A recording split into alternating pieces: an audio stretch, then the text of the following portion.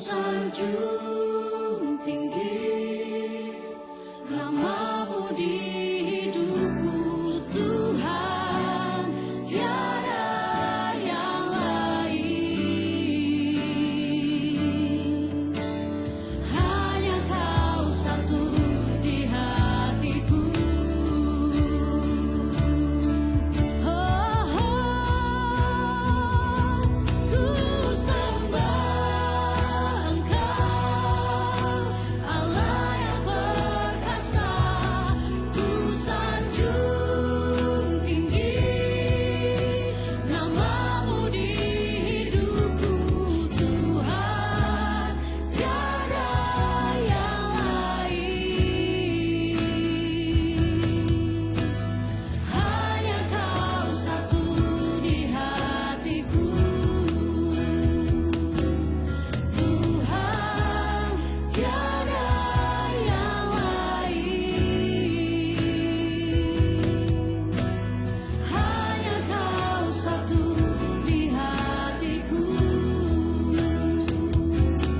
Tuhan, tiada yang lain. Hanya Kau satu di hatiku.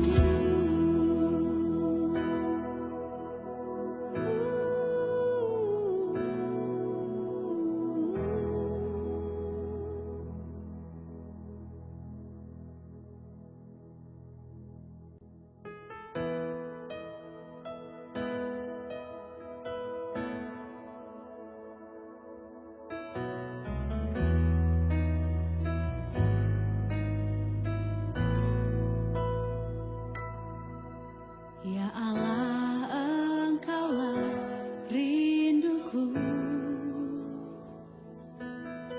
jiwaku haus kepadamu, seperti tanah kering tiada berair.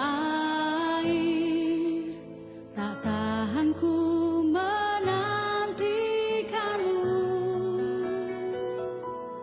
dan ku pandang Kau di tempat kudus, terkagumkan kemuliaan-Mu, Yesus. Sebab kasih setia-Mu lebih dari hidup, bibirku kan memegahkan-Mu.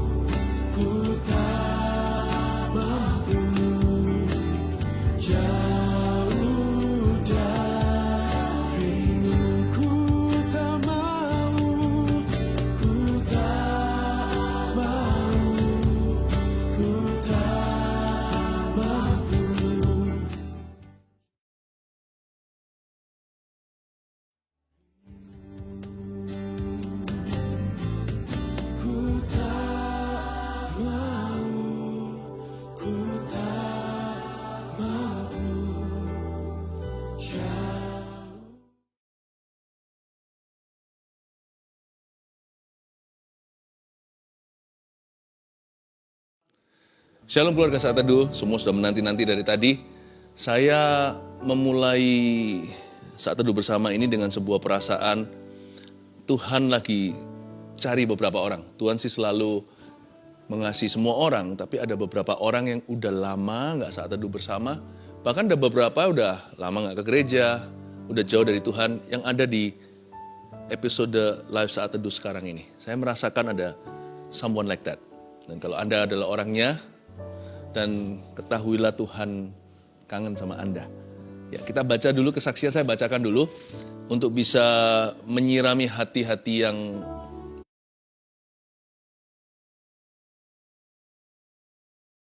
akan terjadi hari ini, sesuatu yang bagus dalam hidupmu.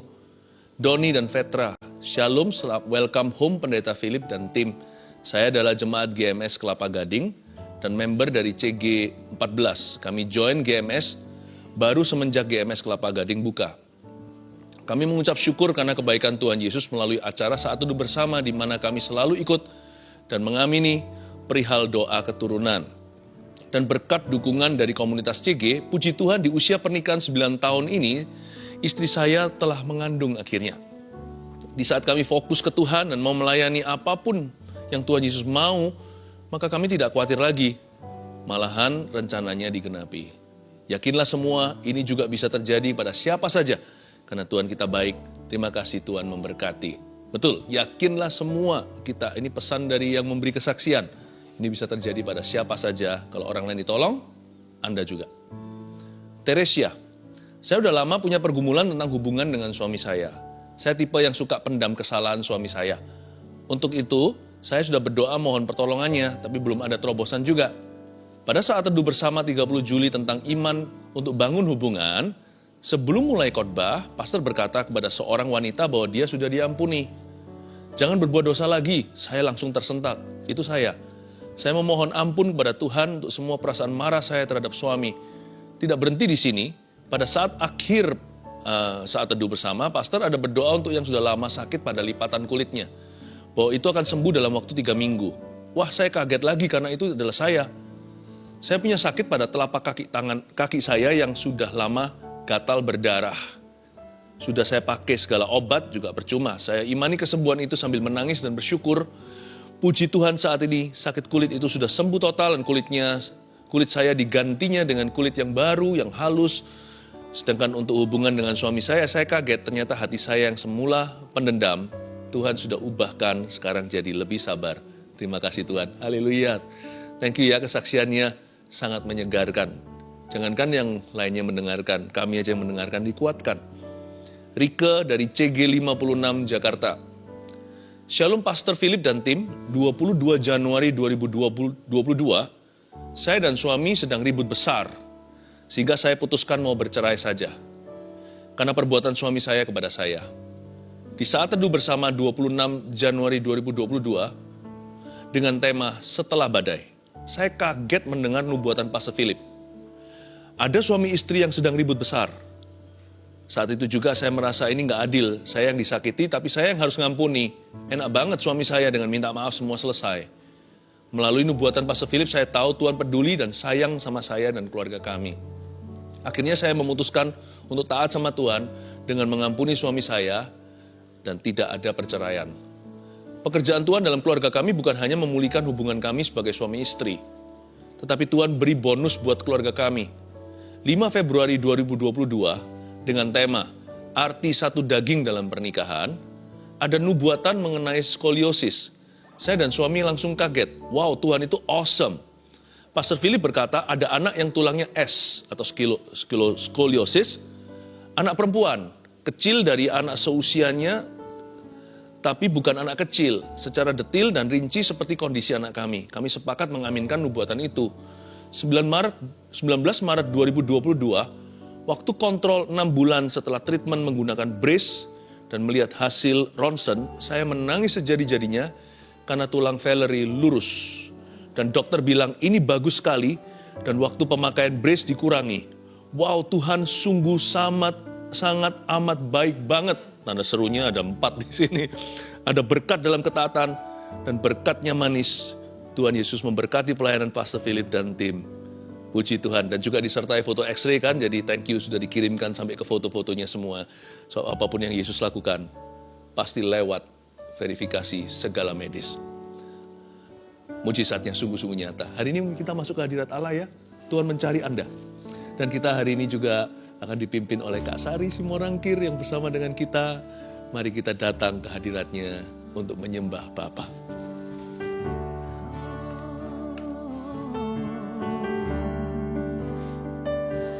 Kau Bapa yang mengasihiku, kuasa-Mu memulihkanku,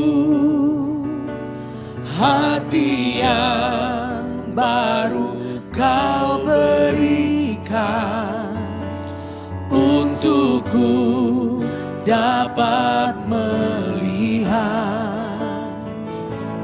rencana-Mu indah bagiku. Kau ada di setiap jalanku. Hatiku haus dan lapar akan Engkau. Kaulah segalanya. Amin. Di dalam hidupku, kerajaan-Mu, kebenaran-Mu, itu bagianku. Kaulah yang ku pandang selama hidupku, mengasihi-Mu, memuliakan-Mu, Bapa dan Rajaku. Katakan Kau Bapa. Kau Bapa yang mengasihiku, kuasa-Mu memulihkanku, hati yang baru Kau berikan. Amin. Untukku dapat melihat rencana-Mu indah bagiku. Kau ada di setiap jalanku. Katakan, hatiku haus dan lapar akan Engkau. Kaulah segalanya. Di dalam hidupku, kerajaan-Mu, kebenaran-Mu, itu bagianku. Kaulah yang ku pandang selama hidupku,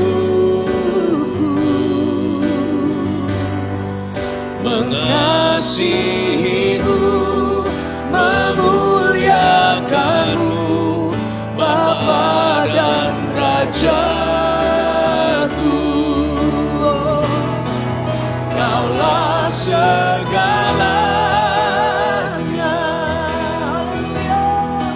di dalam hidupku. Kerajaan-Mu, kebenaran-Mu, itu bagianku.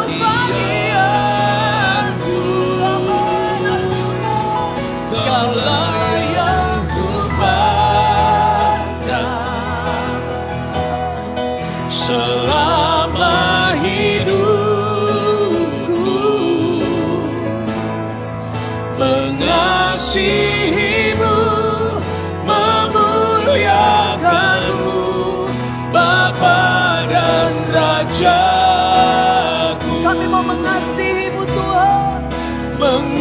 mengasihimu, Mengasihimu Tuhan, mengasihimu, memuliakanmu, mengasihimu, memuliakanmu, Bapa dan Rajaku.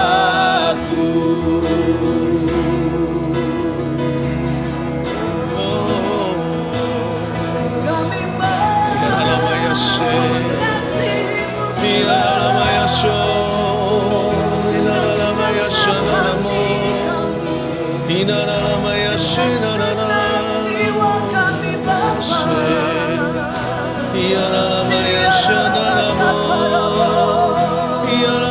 Kaulah bagianku Tuhan, Kaulah bagianku Tuhan.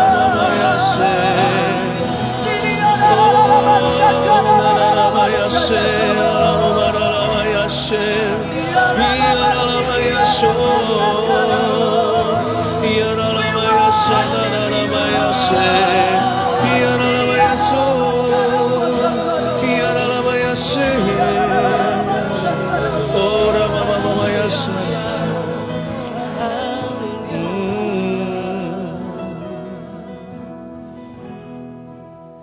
lebih dari segalanya,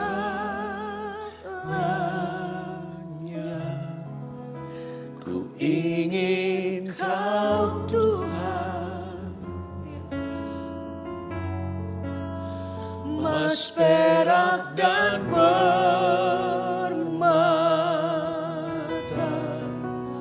tiada artinya.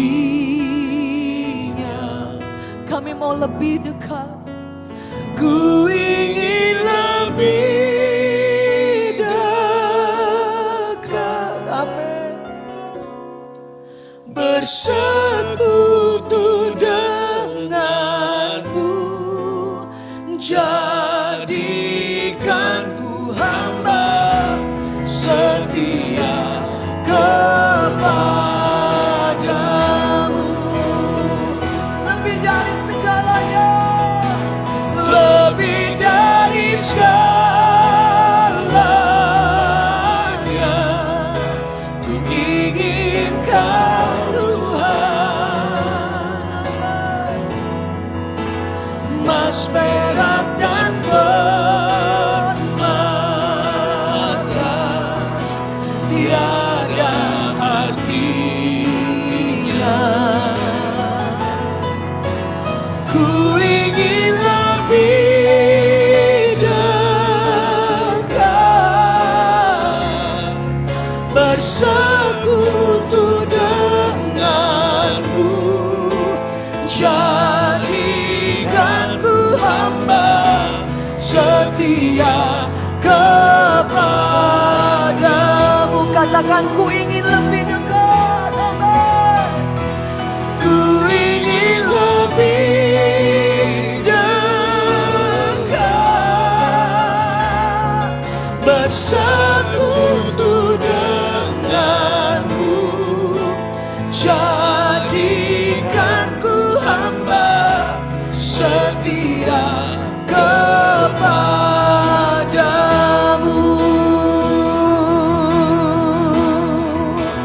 Kalau ku hidup bagimu, hatiku tetap menyembahmu. Dunia tak bisa menjauhkanku dari kasih-Mu. Selama ku hidup bagimu, mataku tetap, Kami mau tetap memandangmu. Dunia tak bisa menjauhkanku dari kasih-Mu. Kalau ku hidup bagimu,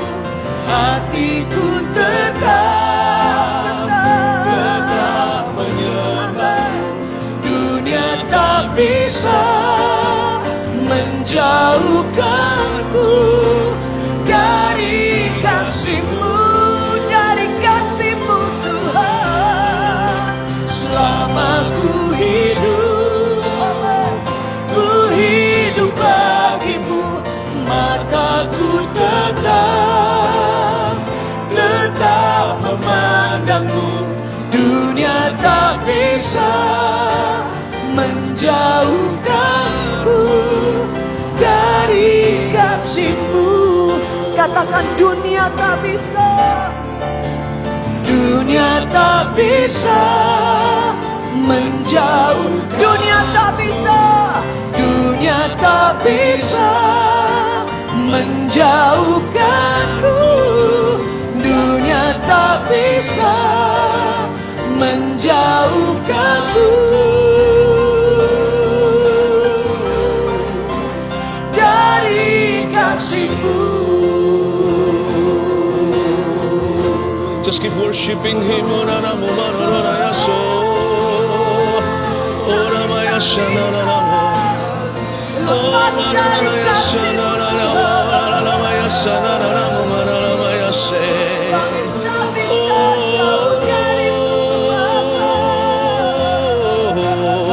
Mari masuk lebih dalam lagi. Mari masuk lebih dalam lagi dalam hadirat-Nya. Tersungkur di tata kasih karunia-Nya, bersyukur padanya.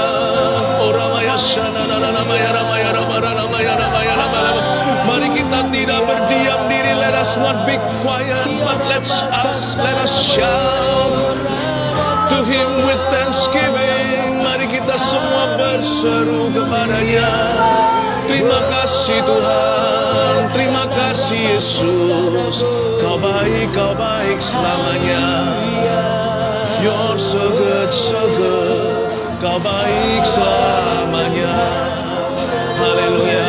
Oh, ramaya she.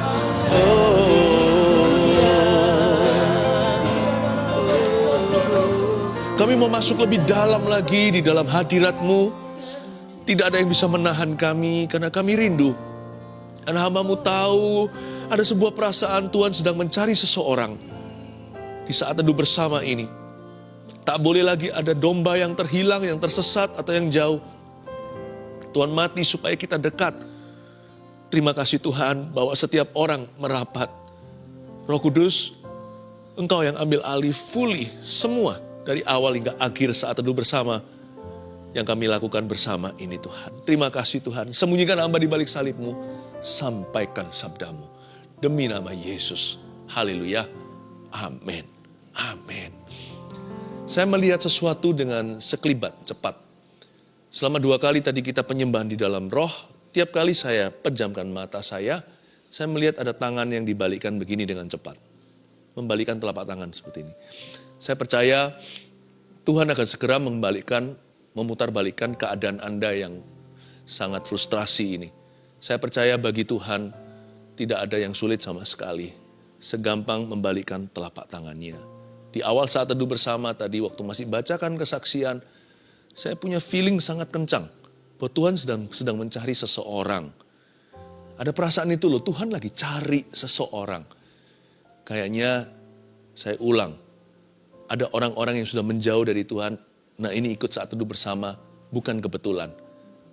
Ada orang yang sudah bolong-bolong doa, udah jarang masuk ke hadiratnya.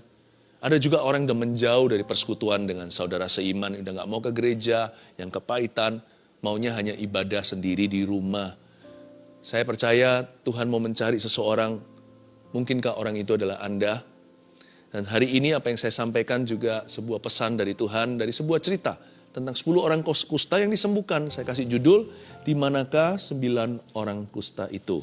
Mari kita buka sama-sama di Lukas pasal yang ke-17. Tuhan mencari 9 orang kusta yang tidak datang.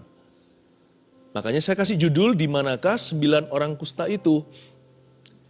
Mari kita baca dulu ayatnya, ayat 11-19. Dalam perjalanannya ke Yerusalem, Yesus menyusur perbatasan Samaria dan Galilea. Ketika ia memasuki suatu desa, datanglah 10 orang kusta menemui dia. Mereka tinggal berdiri agak jauh dan berteriak, "Yesus, Guru, kasihanilah kami." Lalu ia memandang mereka dan berkata, "Pergilah, perlihatkanlah dirimu kepada imam-imam." Dan sementara mereka di tengah jalan, mereka menjadi tahir. Seorang dari mereka ketika melihat bahwa ia telah sembuh, kembali sambil memuliakan Allah dengan suara nyaring. Lalu tersungkur di depan kaki Yesus dan mengucap syukur kepadanya. Orang itu adalah seorang Samaria. Lalu Yesus berkata, "Bukankah ke-10 orang tadi semuanya telah menjadi tahir? Di manakah yang 9 orang itu? Tidak adakah di antara mereka yang kembali untuk memuliakan Allah selain daripada orang asing ini?" Lalu ia berkata kepada orang itu, "Berdirilah dan pergilah, imanmu telah menyelamatkan engkau." Sebuah kejadian yang penuh dengan makna. Ini cerita yang penuh dengan kuasa. Dan kita akan belajar hal-hal yang terlalu berharga untuk kita lewatkan.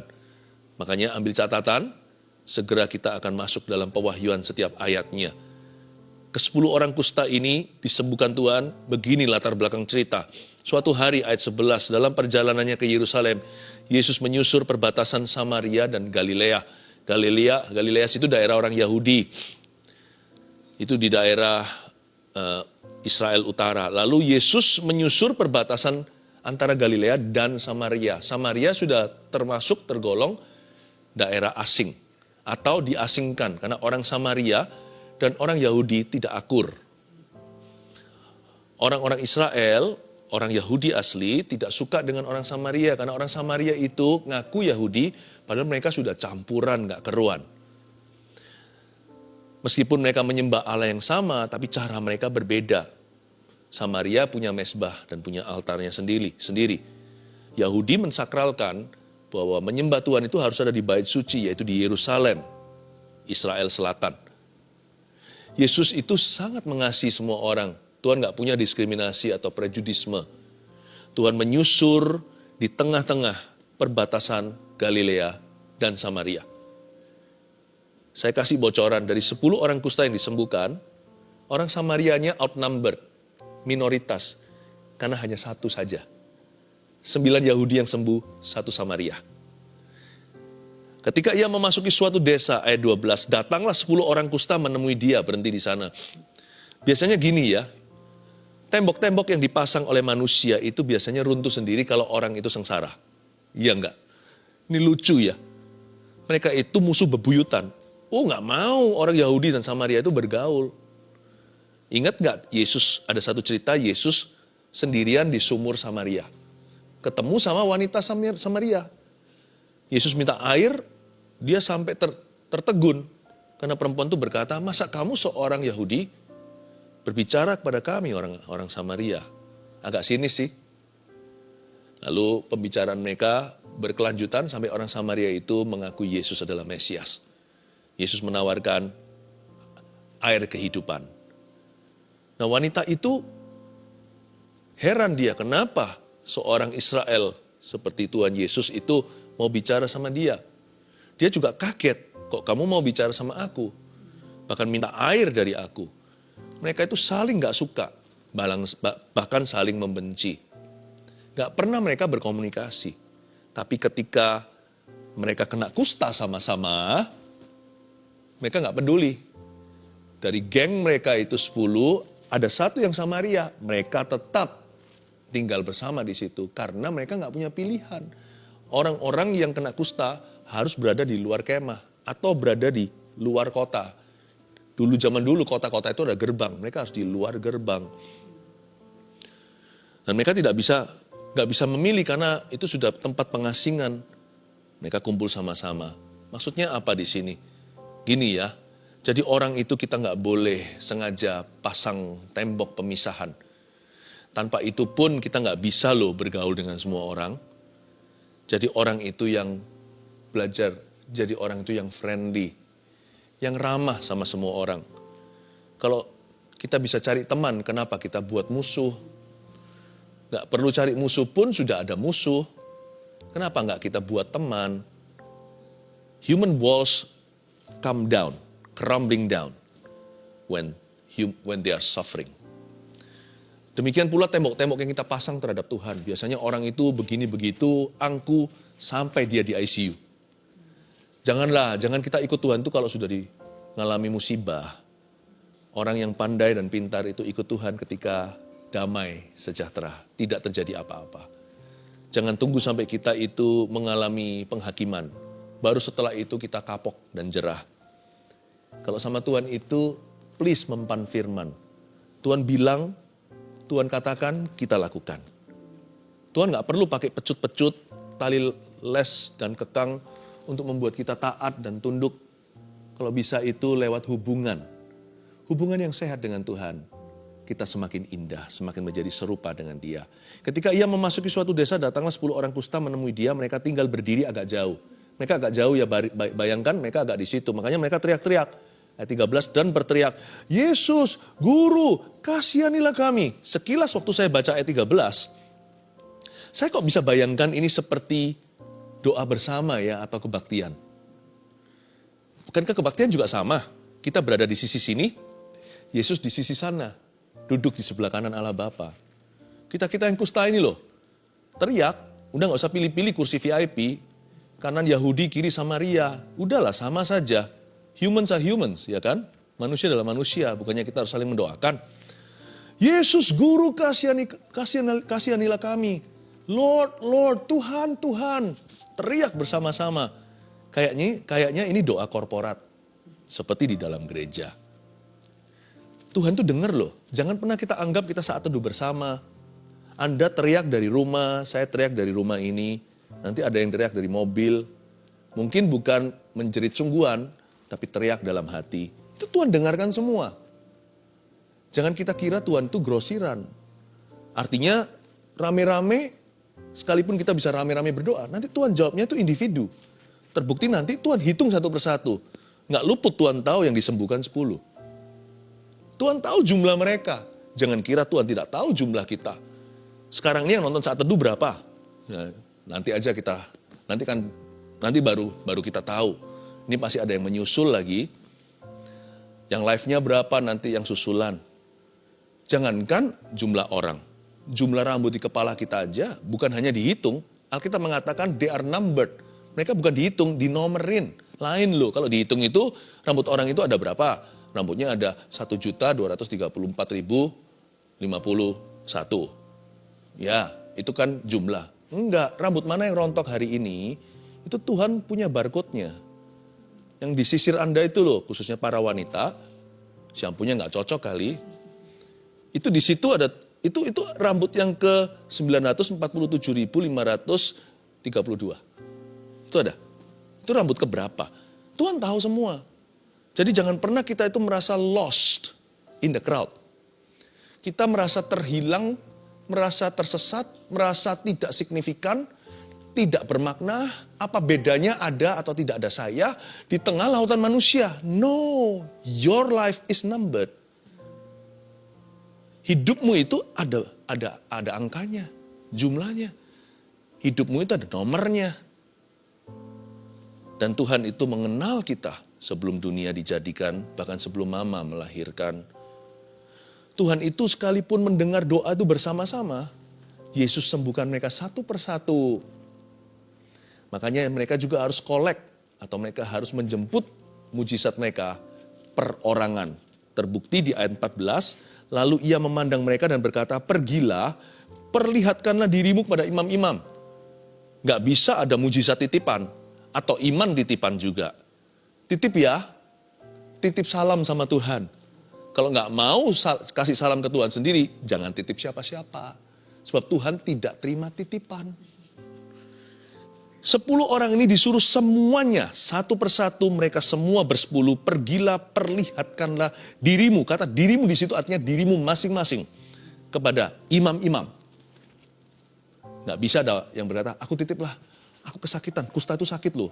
Belum lagi bahaya secara sosial. Kalau mereka kedapatan pergi ke arah sana. Ini kalau sampai Tuhan nggak sembuhkan mereka di tengah jalan, mereka bisa dirajam. Karena ada hukumnya di Israel, itu ada undang-undangnya. Itu by law loh. Itu bukan hanya dengan kesadaran. Itu sudah menjadi pidana kalau mereka itu mendekati berapa meter gitu dengan orang yang sehat. Itu mereka bisa saja dikeroyok massa. Massa sih nggak berani keroyok mungkin ya, lempar batu. Untungnya, bukan untung, di dalam Tuhan tidak ada lucky, yang ada hanyalah blessing. Tengah jalan mereka disembuhkan. Jadi waktu mereka ketemu imam, mereka sudah tahir. Makanya kalau ada yang imannya kurang kuat kan bisa titip mereka yang beriman kuat. Titip ya doakan. Aku sendiri nggak berani jalan ke sana. Gimana aku jalan? Sebagian orang kusta itu mungkin sudah kehilangan kakinya salah satu atau dua-dua. Yang pasti jari-jarinya udah putus itu. Bisa jadi, pernah lihat nggak orang kusta? Kasihan, bahkan ada yang hidungnya udah lepas tinggal lubangnya. Itu kusta bukan penyakit kulit biasa. Kusta itu penyakit yang tak tersembuhkan. Dan anggota-anggota tubuh satu persatu akan gugur ke bumi. Ketika mereka diberitahu, pergilah perlihatkan dirimu kepada imam-imam, gak ada yang berkata, kamu aja ya, kamu yang pergi titip doa. Dan Tuhan juga tidak akan sertakan mujizat bagi orang yang tidak melangkah. Misalkan dari 10 yang diberi perintah, 7 yang jalan, 3 itu tidak akan disembuhkan, karena mereka tidak disembuhkan saat mereka terima perintah Tuhan. Mereka disembuhkan saat mereka melakukan perintah Tuhan. Ketika mereka berjalan dan di tengah jalan, mereka disembuhkan. Jadi kalau mereka tidak pergi, ya nggak terjadi. Mereka disuruh jemput mujizatnya, perorangan. You bisa berdoa bersama, kira-kira begitu bahasanya. Tapi mujizatku, ke kehidupan, mujizatku akan kuberikan satu persatu. Mujizat itu nggak pernah grosiran. Mujizat Tuhan itu selalu personal dalam kehidupan kita. Seorang dari mereka, ayat 14, lalu ia memandang mereka dan berkata, pergilah, perlihatkanlah dirimu kepada imam-imam, dan sementara mereka di tengah jalan, mereka menjadi tahir. Lihat ya, persisnya di detik kapan, di menit berapa mereka disembuhkan. Yaitu ketika mereka di tengah jalan, mereka menjadi tahir. Seorang dari mereka, ayat 15, ketika melihat bahwa ia telah sembuh, kembali sambil memuliakan Allah dengan suara nyaring. Saya renungkan ayat ini, saya cerna memamah biaknya. Setelah saya telan, saya muntahkan, saya terus renungkan. Saya heran, kenapa ayat ini gak berbunyi seorang dari mereka ketika merasa sudah disembuhkan. Kalau merasa sudah disembuhkan juga cukup valid. Misalkan kalau Anda pusing, lalu gak pusing kan sudah tahu kalau Anda sudah sembuh dari pusingnya. Kusta itu juga sama, itu gatalnya mana tahan. Itu sampai mungkin pakai pecahan-pecahan kaca untuk menggaruk. Mereka gak peduli pedih, karena gatalnya lebih luar biasa. Mereka bisa aja merasa sudah sembuh. Kalau Anda mual, tiba-tiba gak mual, kan berarti sudah hilang mualnya. No, I think the healing goes deeper. There is a greater miracle, ada mujizat yang lebih besar. Kalau Anda renungkan ya, dikatakan di sini seorang dari mereka, salah satu yang menemukan dulu bahwa dia sudah disembuhkan, ketika melihat bahwa ia telah sembuh. Berarti ada sesuatu yang nampak.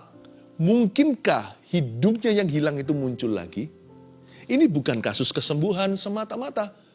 Ini kasus penciptaan. Ini yang disebut dalam bahasa Inggrisnya a creative miracle.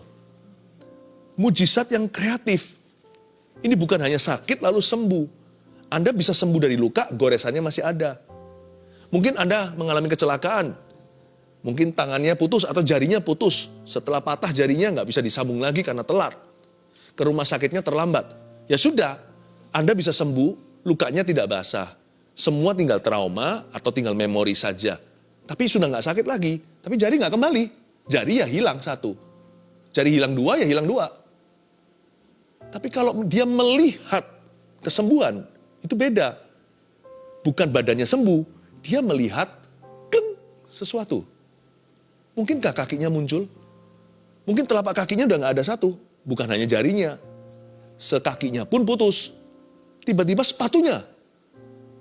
Dia bebet dengan kain begitu, lalu tiba-tiba ada kakinya keluar. Kainnya robek di depan. Dia kaget, dia melihat sesuatu ketika ia melihat bahwa ia telah sembuh. Waktu dia melihat, that he was made whole. Bukan hanya sembuh atau healing. Waktu dia melihat sesuatu dikembalikan alias dipulihkan. Ia kembali sambil memuliakan Allah dengan suara yang nyaring. Luar biasa loh. Saya beritahu kalau Tuhan tolong tidak akan tanggung. Jangan pernah batasi kuasa Tuhan. Don't confine God to just healing and miracles. Jangan kita itu mengkotakkan Tuhan hanya pada kesembuhan dan mujizat. Allah kita itu yang mati pun bangkit. Yang tiada pun jadi ada.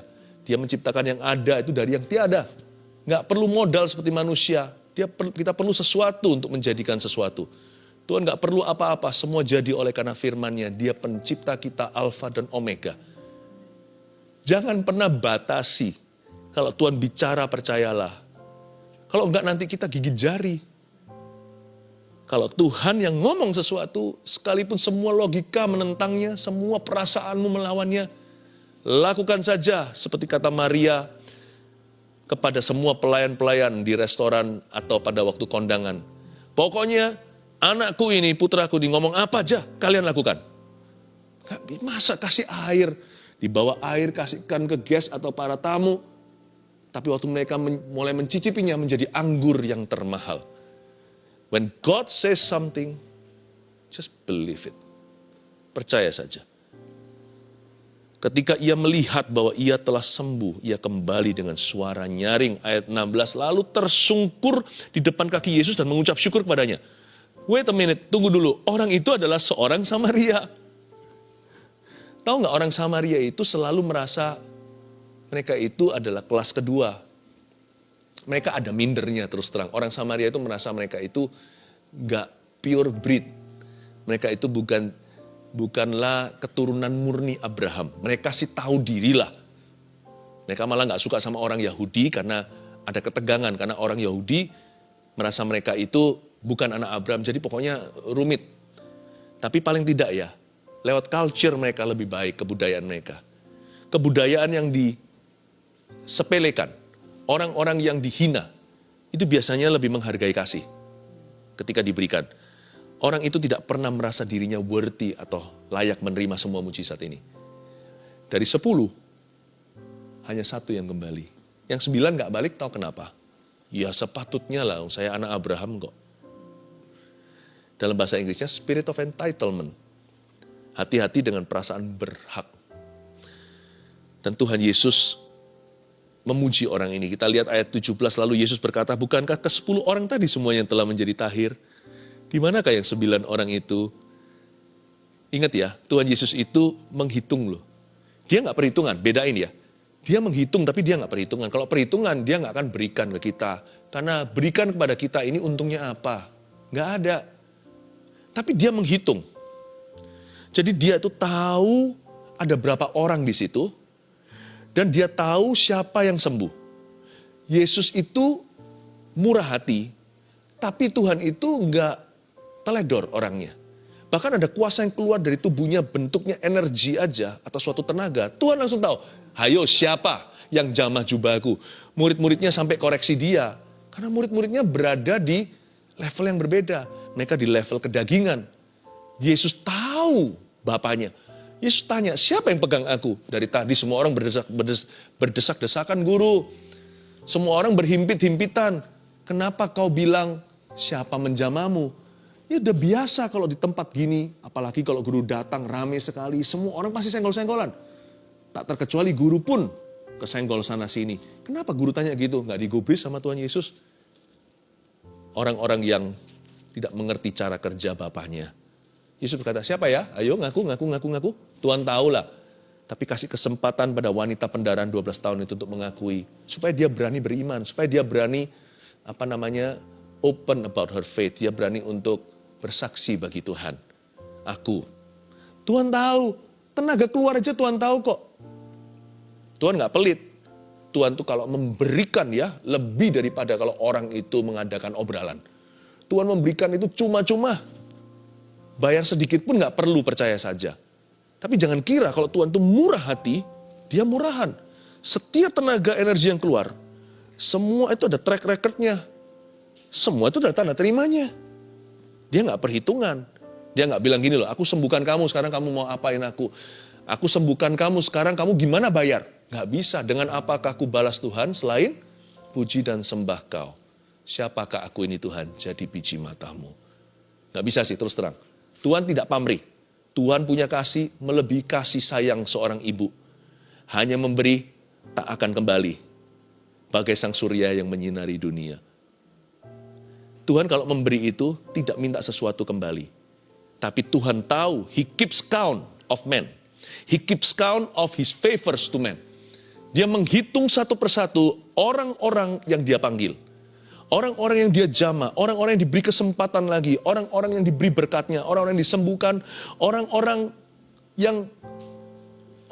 yang Tuhan berikan kasih karunia dan anugerah. Dan Dia hitung satu persatu loh kasih karunia itu. Kepada si A aku beri kasih karunia apa. Kepada si B aku beri kasih karunia apa. Jangan kira, coba roh Yesus Kristus, roh kudus pun tahu karunia apa diberikan kepada siapa. Makanya di dalam surat Paulus di Korintus dituliskan.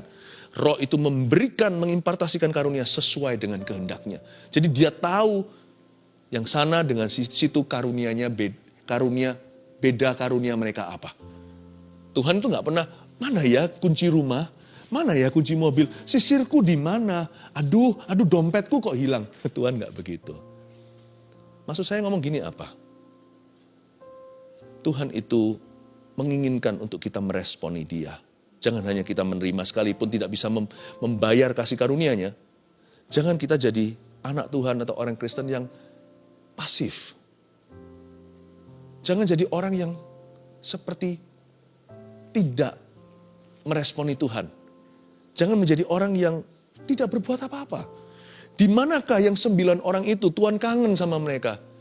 Hello, Tuhan bilang sama orang Samaria itu, mana 9 temanmu? Kok nggak datang ke sini?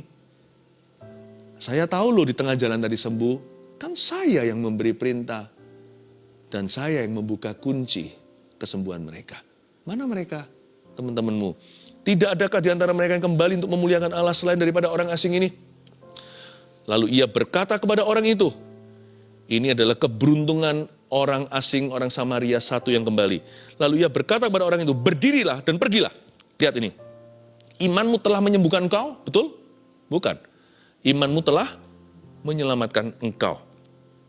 9 tidak kembali, puas dengan mujizat. Pergi, punya hidung baru, kaki baru, bahkan seluruh kusta sembuh. Fine, thank you. Tapi hidup mereka akan kembali ke kehidupan lama mereka. Orang sakit sembuh tetap akan mati. Tapi orang ini beda. Dia menerima kesembuhan, dia kembali pada Tuhan, hidupnya mengalami transformasi. Imanmu menyelamatkan kau, hatimu benar, maka satu-satunya dari 10 orang kusta ini yang diselamatkan hanyalah orang Samaria. Saya tidak tahu kejadian berikutnya, kan Alkitab tidak mencatat. Misalkan mereka semua mati keesokan hari, saya berani pasti ambil konklusi dari cerita ini. 9 mereka anak Abraham, namun akan dilemparkan ke dalam api. Tapi 1 orang Samaria ini seperti Lazarus, si pengemis itu, akan duduk di pangkuan Abraham. Mana mujizat terbesar? Sembuh dari sakit? Atau diselamatkan dari kehidupan dosa dan kegelapan? Ini mujizat terbesar. Kalau mereka mati keesokan hari, yang masuk surga cuma 1 saja. Yang 9 akan binasa. Orang ini kembali, hidupnya mengalami perubahan. Dan Tuhan selamatkan jiwanya. Yang berakhir sampai salvation, sampai keselamatan, hanya orang Samaria. Orang Yahudi itu mengira bahwa mereka anak Abraham, tidak menyadari bahwa Tuhan kalau mau bisa ciptakan anak Abraham dari batu-batu di pinggir jalan. Tapi mereka mengira mereka selamat. Mereka puas dengan berkat. Mereka tidak mau tahu menahu tentang Yesus.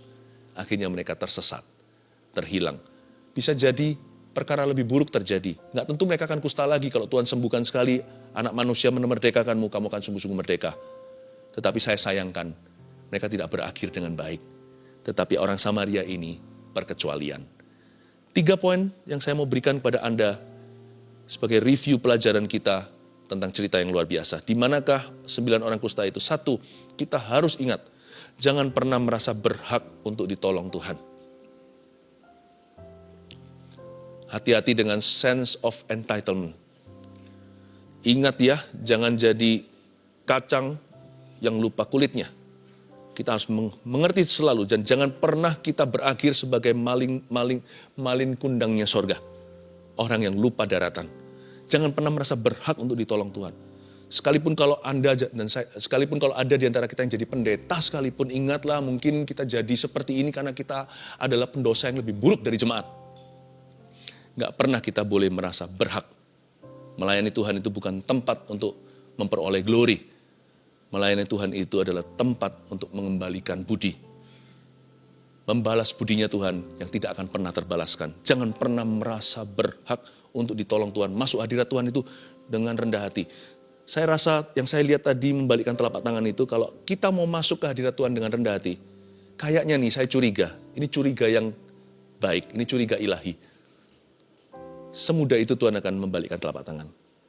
Kalau sana mau humble aja sama Tuhan.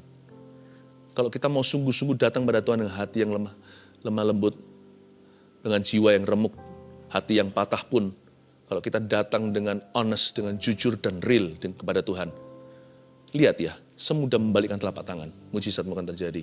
Tuhan sembuhkan orang kusta ini gak pakai proses, cuman satu kata aja, satu perintah, one word from Jesus. Wow, jangan marah sama Tuhan. Ya itulah titik marahku, pastor. Kan Tuhan gampang kalau mau ngomong sesuatu, sampai sekarang gak ngomong-ngomong tuh. Emangnya Tuhan harus ngomong apa sama kita? Kita nggak boleh merasa berhak. Tuhan tuh nggak hutang sama Anda, nggak hutang sama saya. Jadi kalau Tuhan nggak bicara sampai sekarang, padahal kita tahu dia bisa, jangan marah. Sekalipun sampai mati Tuhan nggak bicara pun, Ayub harus berkata, Tuhan memberi, Tuhan mengambil, terpujilah nama Tuhan. Manusia harus tahu diri. Kalau kita mau rendah hati dengan tulus ya, bukan dengan manipulasi. Saya rasa semudah membalikkan telapak tangan, mujizatmu akan terjadi. 2, mujizat Tuhan bekerja lewat iman dan ketaatan. Ini yang saya sebut the power of hearing, kuasa mendengarkan dan mentaati the spoken word. Mentaati dan mendengarkan dulu, lalu mentaati firman Yesus yang diucapkan atau rema. Tapi ada caution-nya, ada hati-hatinya. Kalau Tuhan nggak suruh, jangan dibuat, jangan dibuat-buat. Ya, misalkan saya dengar cerita ada orang yang seperti bergumul di hatinya, Tuhan suruh aku gini, suruh gini. Lama-lama hanyalah nubuatan sendiri atau mengucapkan kata-kata, kalimat-kalimat wishes atau pengharapannya. Lalu coba-coba begini, coba-coba begitu, lalu nggak berhasil. No. Kalau Tuhan bicara itu akan jelas kok. Anda nggak usah bergumul di hati, was-was. Kalau aku nggak melakukan ini, aku nggak taat sama Tuhan. Enggak. Kalau Tuhan bicara itu semua akan naturally atau secara alami. Anda tidak perlu membuat sayembara hati, jikalau aku tidak begitu maka aku begini. Tidak akan ada stres yang tidak perlu kalau Tuhan bicara itu. Anda akan tahu, you know that God has spoken to you. Dan orang lain juga akan bisa meneguhkannya. Satu persatu akan Tuhan kirim konfirmasi bahwa memang Tuhan bicara begitu di hidupmu. Tinggal taat saja. The power of rema. Makanya itu pada saat teduh bersama kayak gini, waktu ada hikmat marifat, ketika ada suatu kata-kata hikmat, muncul sesuatu orang begini, ngalami begitu, Tuhan lagi mengerjakan ini dalam hidupmu. Saya dengar banyak kesaksian di mana itu nggak persis keadaan Anda. Nubuatan yang persis itu ada, yaitu untuk orang tertentu. Tapi Anda waktu mendengarkan itu, iman Anda turut melompat. Meskipun deskripsinya nggak persis seperti yang Anda alami. Tapi Anda beriman juga, terjadi sesuatu loh. Terjadi sesuatu juga. Ya. Meskipun deskripsi itu untuk orang lain, nantinya mereka akan kesaksian, itu saya pastor. Anda yang turut percaya juga menerima sesuatu. Itulah kuasa firman yang terbang atau rema. 3, Tuhan perhatikan mereka yang tidak kembali dan bersyukur. Catat ini baik-baik. Kalau Tuhan bisa kangen dengan yang 9, Tuhan juga bisa menangkap sinyal hati yang kurang bersyukur. Berarti Tuhan juga bisa melihat dan Tuhan juga bisa memperhatikan orang-orang yang absen dari hadiratnya. Termasuk mereka-mereka yang punya kebiasaan datang telat ke gereja. I think Tuhan itu tahu. Yang simpel-simpel aja ya. Misalnya ada orang-orang yang bertobat namun juga tidak mau pergi ke gereja. Itu Tuhan juga tahu. Tuhan akan tanya, di mana itu? Atau orang-orang yang percaya Tuhan tapi tidak kunjung dibaptis juga. Tuhan juga tanya, Loh katanya percaya sama aku, tapi di mana mereka tidak pernah melakukan perintahku? Percayalah dan berilah dirimu dibaptis. Tuhan itu tidak hanya memperhatikan orang-orang yang datang. Tuhan juga memperhatikan orang-orang yang tidak datang. Tuhan tanya, where are they? I miss them. Nggak marah loh, bahasa ini kalau Anda baca tadi Tuhan tanya sama si ex-kusta ini, mantan kusta. Tuhan tanya tentang teman-temannya. Tuhan nggak ngamuk. Tuhan tanya sama dia baik-baik. Di mana temanmu? Where are the 9? Di mana yang 9 itu? Tuhan tahu ketika kita absen. Tuhan tahu ketika kita malas. Tuhan tahu ketika kita mundur. Tuhan tahu ketika kita menunda ketaatan. Tapi Tuhan menunggu kita. Makanya dari tadi saya merasa Tuhan sedang mencari seseorang. 1, 2, 3. Jangan pernah merasa berhak untuk ditolong Tuhan. 2, mujizat Tuhan bekerja lewat iman dan ketaatan. 3, Tuhan perhatikan mereka yang tidak kembali dan bersyukur kepadanya. Mari kita masuk ke hadirat Tuhan sekali lagi, bawa hati. Haleluya. Silakan Sari. Selidiki aku, lihat hatiku, apakah ku sungguh mengasihimu, Yesus, Kau yang Maha Tahu dan menilai hidupku. Tak ada yang tersembunyi. Sekali lagi kita katakan, selidiki aku. Selidiki aku, lihat hatiku, apakah ku sungguh mengasihimu, Yesus, Kau yang Maha Tahu dan menilai hidupku. Tak ada yang tersembunyi bagimu. Telah kulihat kebaikan-Mu yang tak pernah habis di hidupku. Ku berjuang sampai akhirnya Kau dapati aku tetap setia. Telah kulihat kebaikan-Mu yang tak pernah habis di hidupku. Amin. Ku berjuang sampai akhirnya Kau dapati aku tetap Katakan, setia. ku berjuang. Ku berjuang sampai akhirnya Kau dapati aku tetap setia. Kami mau berjuang. Ku berjuang sampai akhirnya Kau dapati aku tetap setia. Roh Kudus sebut satu nama dan Tuhan mencari orang ini. Rafaul namanya. Saya nggak pernah dengar nama ini. Rafaul. Pokoknya dengarnya seperti itu. Spellingnya seperti apa saya nggak tahu. Rafaul, where are you? Kamu di mana? Kata Tuhan. Kayaknya orang ini belum kenal Tuhan atau baru kenal Tuhan atau pernah kenal Tuhan, nggak tahu. Pokoknya Anda sudah di luar hadirat Tuhan. You come back to me, I'm looking for you, kata Tuhan Yesus. Aku mencarimu. Saya merasakan dalam spirit saya, banyak orang yang mundur dari Tuhan. Dan justru banyak yang backslidden, yang sudah murtad jalan, akan kembali ke Kristus di saat teduh bersama hari ini. Tuhan mencarimu saudaraku, perasaan itu saya rasakan kuat di dalam spirit saya. Perasaan penasaran. Meskipun di depan saya hanya kamera, I feel you. I feel Jesus. Kembali ke Tuhan yuk. Anda yang sudah jauh, yang sudah absen melulu. Ini bukan soal absensi gereja atau pelayanan, bukan, percayalah saya. Itu semua hanyalah tempat untuk bertemu dengan Tuhan. Tapi Tuhannya yang sedih, Tuhannya yang kehilangan. Come back please, kembali ke Tuhan Yesus. Kalau Anda hari ini termasuk golongan orang-orang yang sudah mundur dari Tuhan, atau sudah keluar, atau Anda hari ini ikut saat teduh karena diberi linknya oleh seseorang, Anda ikuti, Anda belum dalam Kristus. Saya ajak kita untuk berdoa ya, kalau itu adalah Anda yang dimaksudkan, letakkan tangan di dada seperti ini. Pray with me. Bilang, Tuhan Yesus, ini aku. Bahwa aku dekat padamu. Ucapkan itu. Bahwa aku dekat padamu Tuhan. Aku akui semua dosaku dan kesalahanku. Tiada ku sembunyikan. Ampuni saya Tuhan. Mulai hari ini beriku kuasa untuk berjalan dalam iman dan ketaatan pada firman. Roh Kudus tolong saya. Roh Kudus penuhi saya. Bilang itu dalam nama Yesus. Amin. Kita doa dulu untuk setiap orang yang hari ini mengirimkan permohonan doanya di live chat. Ini adalah kontak iman kita. Ulurkan tangan ke depan, kita sembahyang.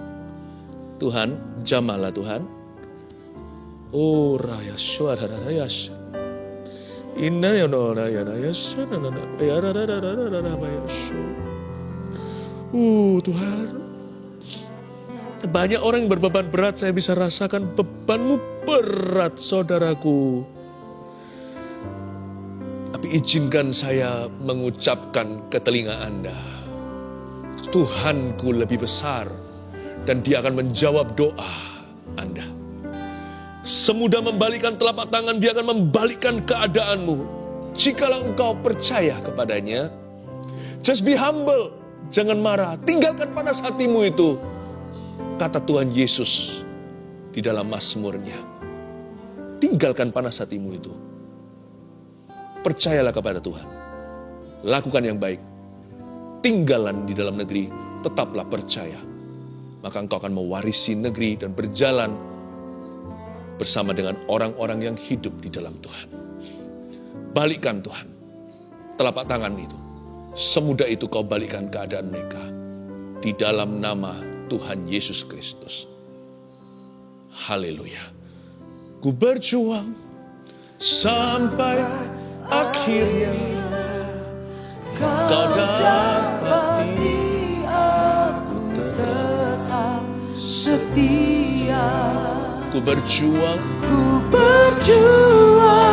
Sampai akhirnya kau dapati aku tetap setia. Ada dua macam telinga yang disembuhkan Tuhan barusan.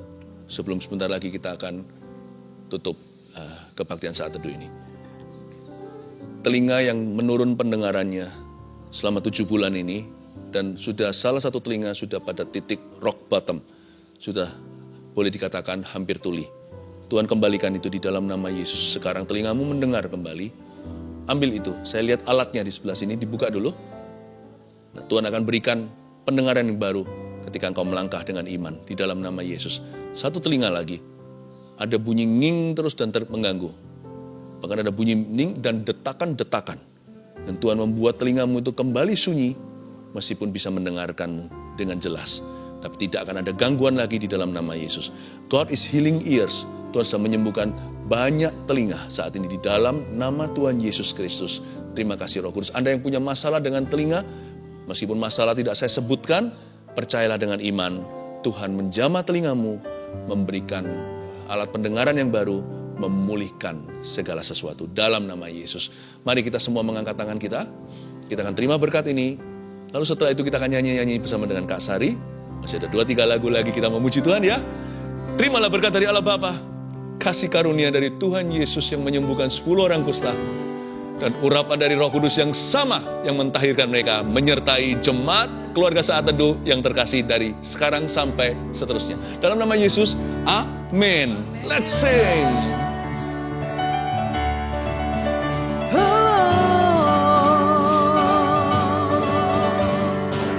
Haleluya. Kami sungguh bersyukur Tuhan.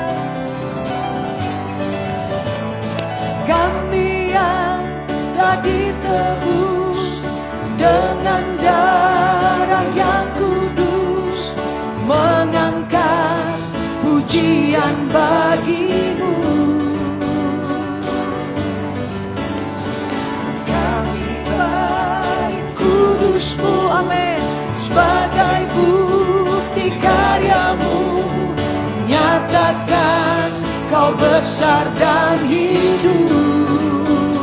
Haleluya. Berlari sampai tujuan, mendapatkan mahkota kekal. Kami terima kuasa-Mu Tuhan, kami terima kemenangan yang Engkau sediakan untuk kami bawa di setiap langkah. Haleluya. Dimanapun kami berdiri, kemanapun kami kan pergi, di situ pasti mujizat-Mu terjadi. Haleluya. Kami lihat mujizat-Mu Tuhan. Haleluya. Katakan kami bait kudus-Mu. Kami bait kudus-Mu, Amin. sebagai bukti karya-Mu. Nyatakan Kau besar dan hidup. Kami mau berlari Tuhan. Berlari sampai tujuan, mendapatkan mahkota kekal. Haleluya. Kami terima kuasa-Mu Tuhan, kami terima kemenangan yang Engkau sediakan untuk kami bawa di setiap langkah. Dimanapun kami berdiri, kemanapun kami kan pergi, di situ pasti mujizat-Mu terjadi. Sama-sama katakan kami terima. Kami terima kuasa-Mu Tuhan, kami terima kemenangan yang Engkau sediakan untuk kami bawa di setiap langkah. Amin. Dimanapun kami berdiri, kemanapun kami kan pergi, di situ pasti mujizat-Mu terjadi. Kami percaya Tuhan. Di situ pasti mujizat-Mu terjadi. Haleluya. Di situ pasti mujizat-Mu terjadi. Amin.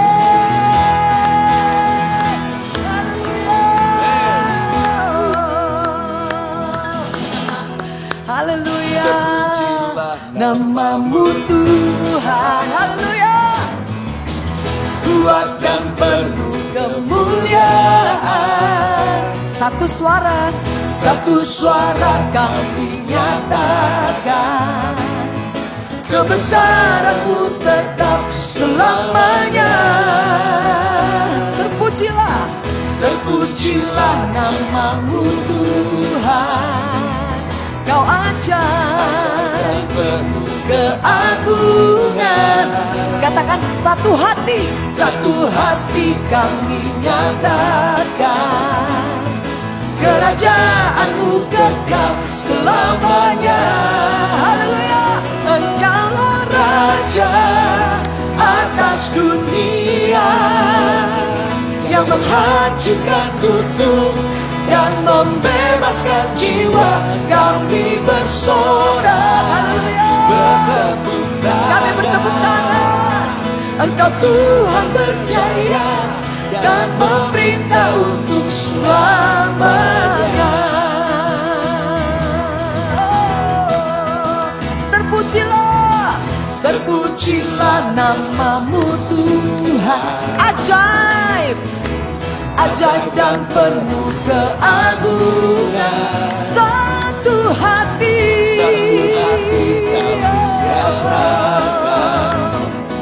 Kerajaan-Mu kekal selamanya. Everybody sing. Oh, oh, Oh, oh, oh, oh. Engkaulah Raja atas dunia, yang menghancurkan kutuk dan membebaskan jiwa. Kami bersorak, bertepuk tangan. Engkau Tuhan percaya dan meminta Engkaulah Raja atas dunia, yang menghancurkan kutuk dan membebaskan jiwa. Engkaulah Raja atas dunia, yang menghancurkan kutuk dan membebaskan jiwa. Kami bersorak, bertepuk tangan. Engkau Tuhan percaya dan meminta untuk selamanya. Sama-sama. Ku diberi kuasa dari Raja mulia, menaklukkan musuh di bawah kakiku. Amin. Ku pakai kuasa dari Raja mulia. Katakan, bila Allah ada bersamaku, siapa jadi lawanku? Yes. Sungguh besar Kau Tuhanku, Engkau perisai hidupku. Ku berdiri dengan iman dalam Yesus Tuhan. Kau yang memberi kemenangan, ku bersorak merayakan. Terpujilah Engkau Raja segala raja. Haleluya. Ku diberi kuasa dari Raja mulia. Haleluya. Menaklukkan musuh. Di mana? Di bawah kakiku. Amin. Ku pakai kuasa dari Raja mulia. Bila Allah ada bersamaku, katakan bila Allah ada bersamaku. Sekali lagi katakan, bila Allah ada bersamaku, siapa jadi lawanku? Sungguh besar Kau Tuhanku, Engkau perisai hidupku. Ku berdiri dengan iman dalam Yesus Tuhan. Kau yang memberi kemenangan, ku bersorak merayakan. Terpujilah Engkau Raja segala raja. Katakan, sungguh besar Kau Tuhanku, Engkau perisai hidupku. Ku berdiri dengan iman dalam Yesus Tuhan. Kau yang memberi kemenangan, ku bersorak merayakan. Terpujilah Engkau Raja segala raja. Terpujilah Engkau Raja segala raja. Terpujilah Engkau Raja segala raja. Amin. Bye-bye.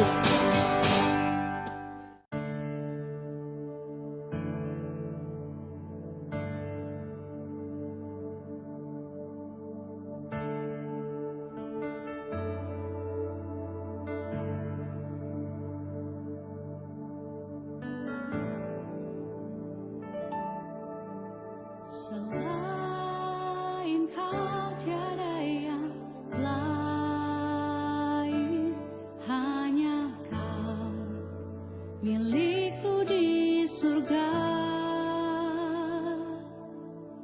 Sekalipun dagingku lenyap, hatiku lelah tak berdaya. Ku sembah Engkau, Allah yang perkasa. Ku sanjung tinggi nama-Mu di hidupku, Tuhan. Tiada yang lain, hanya Kau satu di hatiku.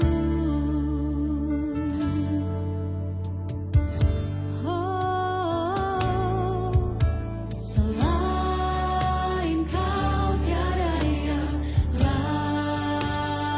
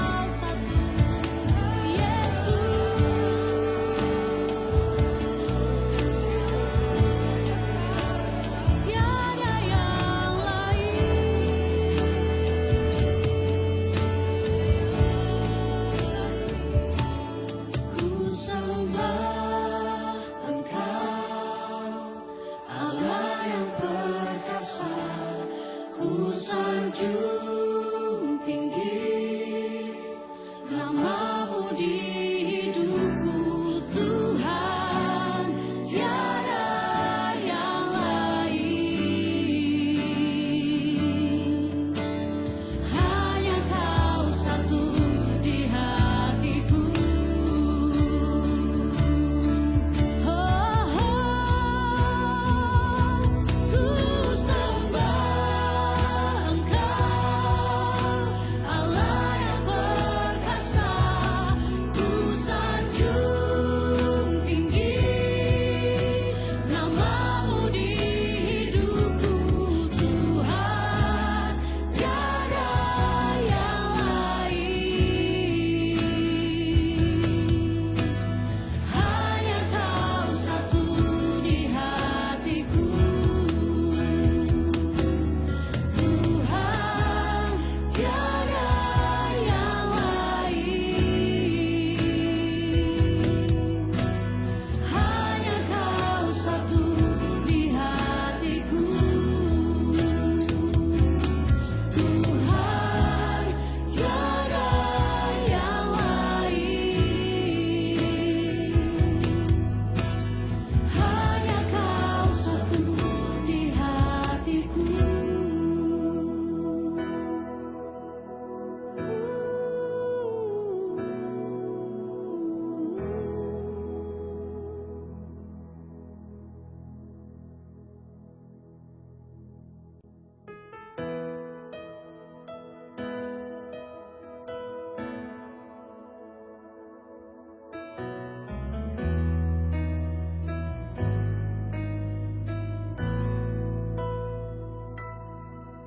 Ya Allah, Engkaulah rinduku,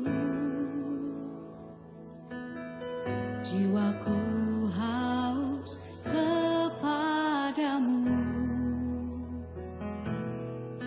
seperti tanah kering tiada berair.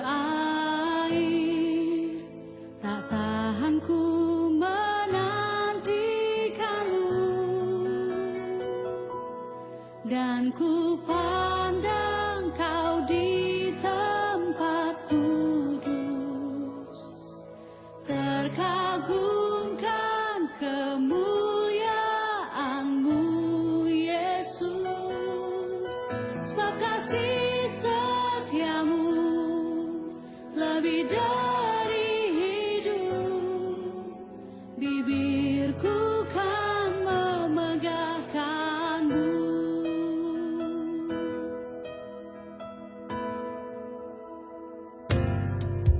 Ya Allah, Engkaulah rinduku,